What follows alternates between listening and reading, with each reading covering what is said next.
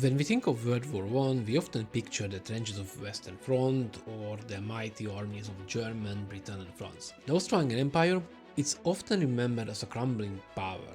Its military less than stellar, and its air force, well, barely a footnote.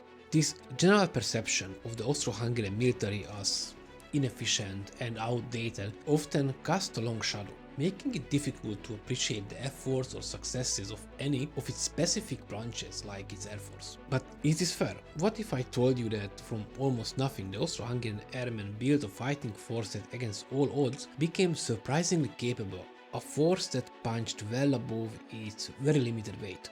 This question challenges the common dismissal, inviting a re-evaluation of a frequently overlooked aspect of the Great War. To understand the story, first you need to understand the immense challenges. In 1914, Austria-Hungary's air arm, the Kaiserliche und Königliche Luftfahrttruppen, or KUK Luftfahrttruppen for short, was tiny.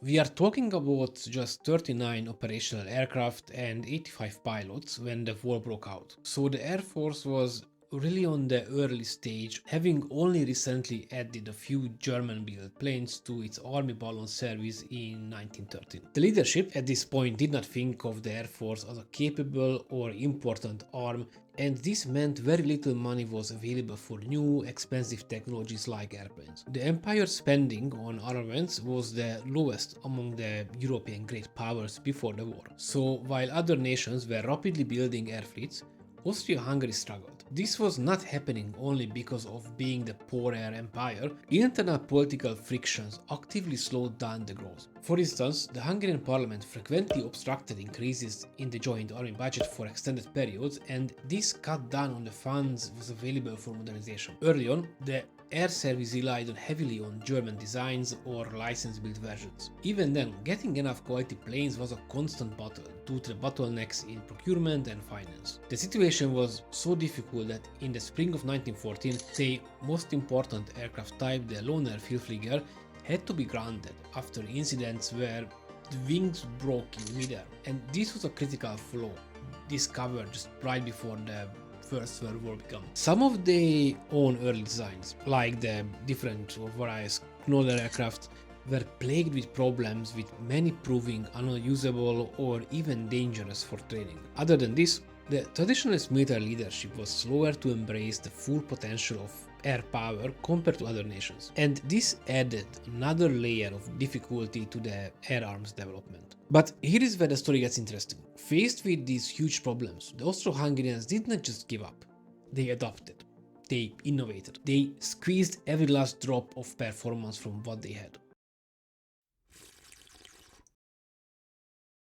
Pilot training expanded significantly. From a small group of pre-war aviators, often licensed initially through civilian aero clubs, the Luftfahrttruppen developed its own military training programs. By 1917, Austria-Hungary had pushed its number of flying training schools to 14, with 1,134 trainees undergoing training in that year alone. This was a huge jump from the 85 pilots available at the beginning of the war. The industry, although small and facing shortages of raw materials and skilled labor, got to work. Companies like Lohner, Aviatik and Phoenix became key aircraft producers. Often they took German designs and through adaptive innovation improved them for their specific needs. The ÖFAG factory built Albatros D3 fighters that were not only licensed produced but also structurally strengthened and often equipped with more powerful Austrian-made engines. This resulted in aircraft that were considered by many pilots to be stronger and even better performing than the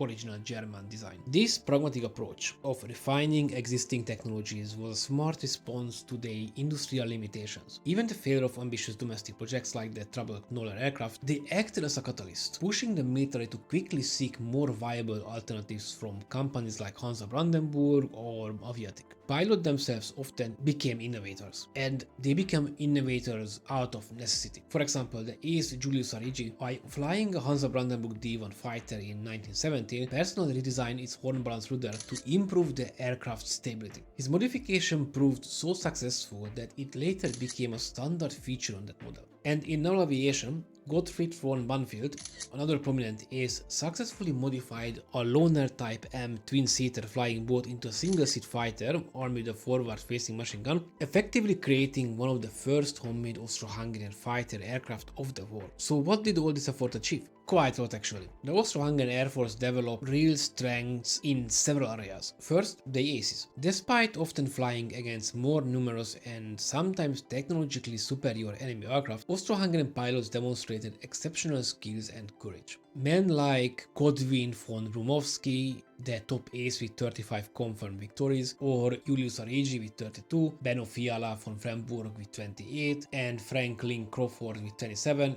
they became legends. Their successes were often achieved in challenging environments, such as the Alpine Italian front, where individual piloting skill and exploiting the unique tactical situations presented by the terrain could, at the times, often offset numerical or material disadvantages. Then there was the naval aviation.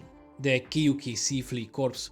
Operating over the Adriatic Sea, the Loner flying boats were remarkably effective. They conducted bombing raids against Italian coastal targets like Ancona or Venice, scouted for the Austro-Hungarian fleet, and engaged enemy aircraft and airships. A remarkable world first, on September 15, 1915, Austro-Hungarian Loner Air seaplanes, piloted by Dmitry Konyovic and Walter Zelezny, attacked and sank the French submarine Foucault, not far from Cattaro.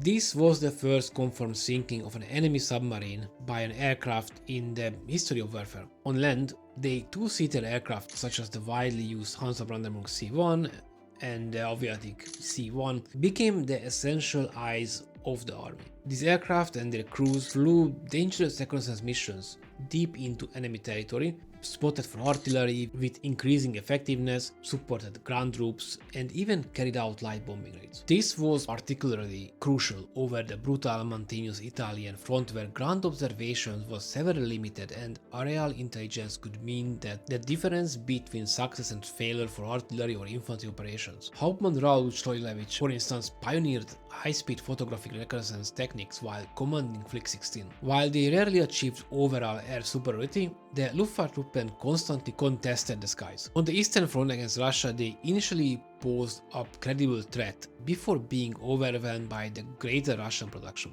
Against Italy, despite facing increasingly superior numbers and more advanced Allied aircraft, especially from 1917 onwards, they forced the Entente to commit significant air resources, proving they were a persistent and dangerous opponent. Let's be clear though.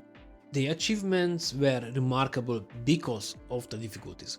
The Austro-Hungarian Air Force was never a giant. They were almost always outnumbered, a fact very well illustrated on the Italian front. By June 1917, an Italian attack force of 61 bombers and 84 escorting planes was met by an Austro-Hungarian defense of only 3 fighters and 23 two-seaters. And in October 1918, during the final Italian offensive, a mass of some 400 Entente aircraft faced only 29 Austro-Hungarian planes. They struggled to develop and produce effective heavy bombers, unlike the Italians with their famous Caproni giants. Most bombing missions by the Luftwaffe had to be undertaken by smaller, multi-purpose two-seater planes carrying light bombs. So the Austro-Hungarian Air Force in the World War I were they a footnote or something more, born from almost nothing, often starved of resources and fighting for a dying empire, its airmen faced an incredibly difficult, some might say impossible task. Yet, from those humble beginnings of just 39 aircraft, they built an air force that could fight, could adapt, and produced men of incredible skill and bravery. They consistently punched above their weight. They may have been outnumbered,